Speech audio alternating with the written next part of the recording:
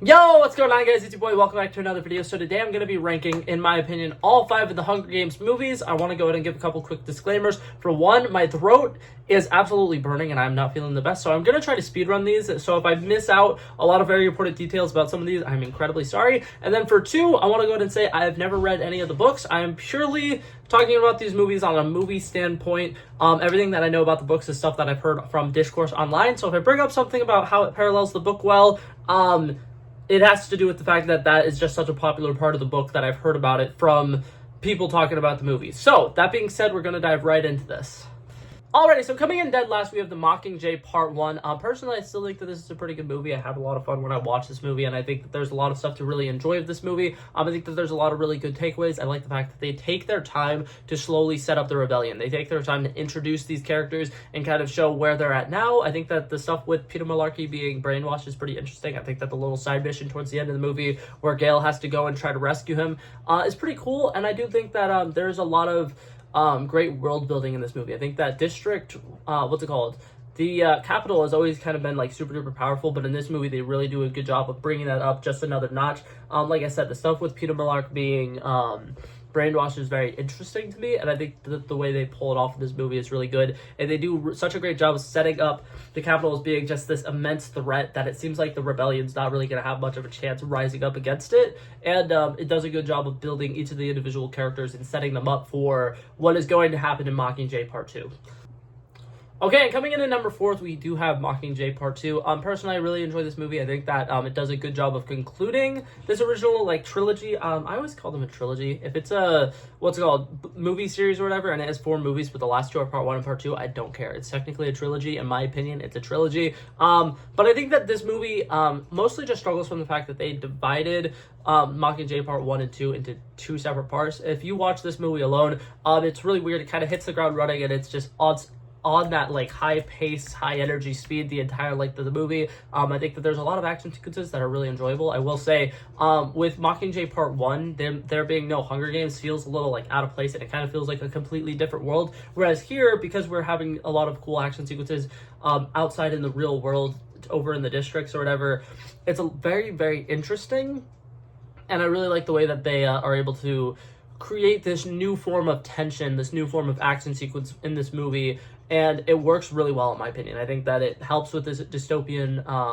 kind of feel of the movie, and I think that it really helps with the world building thing as well. And then there's a lot of death sequences in this movie that are very, very interesting. I think that Primrose dying is very depressing and very sad, and I think that everything around how she died and why she died is very depressing. And then I think Finnick's death hits probably one of the hardest. The way that he died saving people and being the hero that he's always been, once again, very emotional. I think that this movie does a good job of tugging on our heartstrings, and I really like the final conclusion of Katniss kind of coming to the realization that she needed to kill Coin, because if she just killed Snow or whatever, she just was, letting another person take over for Snow, it wouldn't end the little cycle of death that they have going on. She realized that she has to do better, she has to go one above, and she has to make sure that the Hunger Games are dead for good. And I think that this movie does a great job with Katniss's character and ending her arc.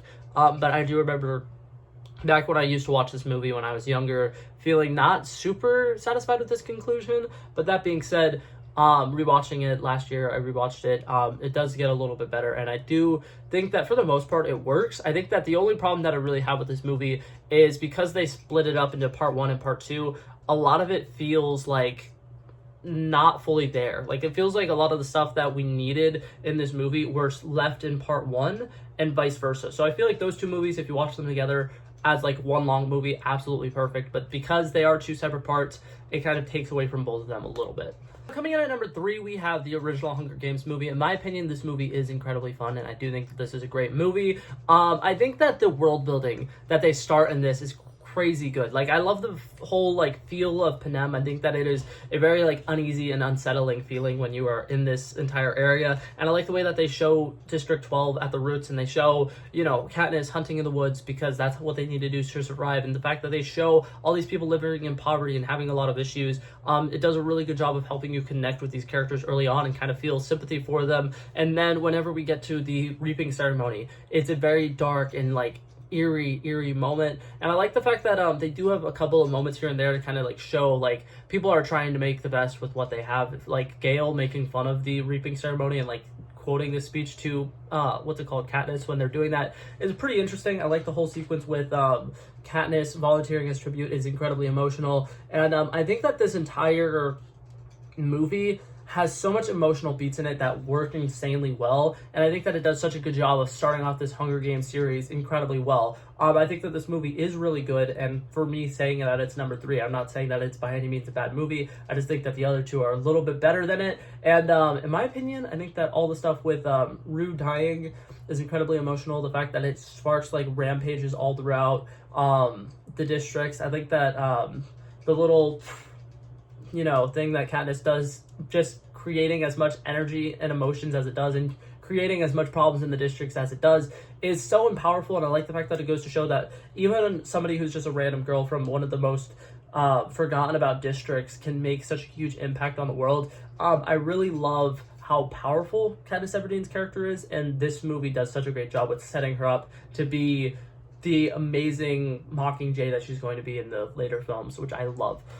Coming in at number 2, we have the new one, the Hunger Games Ballad of the Songbirds and Snakes. This movie, in my opinion, is incredibly good. I watched this in theaters, and I will say, if you haven't seen it yet, and it is still in theaters, you should definitely go check it out in theaters. It was a great feeling to have it in theater. I think that the Dolby Surround sound like speakers were really helpful as well for a lot of the like scarier moments in here. I think that for one, this movie brings us back to the Hunger Games, which is so refreshing and so cool. I loved everything about how they made a more simpler version of the Hunger Games. I think that everything in that tiny arena is very interesting. I like the fact that they have to just climb into the vents. They have like the sewer system underground that they go and they hide in, and there's just a lot of very different feeling. I like the fact that they have the killer drones in this, and they're not very good. And I like that there's a lot of humor in this as well. I think that Lockie Flickerman is obviously one of the most funny characters as well. But I like the fact that they show us a young President Snow before he got really as corrupted as he did. And I love some of the sequences like with him and Lucy Gray or whatever, and I love some of the stuff with like when he gets released into the cage or whatever, and he's having that interaction with the little cameraman who's interviewing him or whatever, and they were like, so they told you to do this, and he's like, well, they didn't tell me not to. And I love the fact that he's like a rebel, and he's daring, and he's doing a lot of things that Katniss Everdeen does in some of the original movies, and you realize how like he also just wanted to do whatever he could to survive, and now he's kind of like having to deny people from doing things that he himself used to do. It's very interesting to see how like he used to be okay with these things and he used to do these things, and now he's cracking down on it so hard. And it's very interesting to kind of show that he flips a full 180 because of some of the things that happen in this film. I think him having to accidentally kill a kid really scars him, and then his interactions with Tigris throughout this movie, and Tigris slowly watching him lose himself, is very interesting. And I think it's really dumb at one point when he says to Lucy Gray or whatever that one of the people he killed was his past version of himself. But in a sense, that is actually very accurate, because once he started killing people all willy-nilly, he very much lost track of that innocent young boy who was just trying to do whatever he could for his family, and he very quickly became a tyrant. He very quickly became a monster, somebody who was okay with killing kids, somebody who inadvertently kept the Hunger Games alive because he just wanted to be successful. He didn't care what it took to be successful, and the fact that he basically is the reason why so many kids continue to die. I think that this was such an important origin story, and I feel like a lot of people will be like, oh my god, this series didn't need a prequel, it's so unnecessary. If you watch the movie, it is incredibly impactful, and it is incredibly emotional, and I think that there's a lot to really enjoy with this movie. And I think one of the only things that sets it down a peg, that keeps it from being the number 1 spot for me, is the last hour of the film. I feel like probably should have been a second movie, because I think that once we finish the Hunger Games, so much changes so quickly that it almost feels like a different movie. But other than that, this movie is great. Alrighty, and coming in at number 1, I have Hunger Games Catching Fire. Personally, I think that this movie is insanely good. I think that for one, it has so much humor in it that is absolutely amazing. We meet Finnick, and we kind of get to see a little bit of his like darker backstory. Alrighty, and coming in at number 1, we have the Hunger Games movie. Personally, I think that wait, hold up, what? Coming in at number 1, we have The Hunger Games: Catching Fire. Personally, I absolutely love this movie. I think that there's a lot to love about this movie. I think that it introduces us to some great characters. Finnick is great. I think that Joanna is fantastic. And I think that there's a lot of great humor in this movie. I think that there's definitely a lot to like, even if you are kind of not necessarily a big fan of Hunger Games movies. I think that there's a little bit in here for everybody. Like I said, this is, in my opinion, the funniest Hunger Games movie. I think that a lot of the action sequences are really cool. I think that the set design is insanely good. I love the whole, like, quarter quell is just such a cool concept, and I really wish we would get to see movies of the other quarter quells.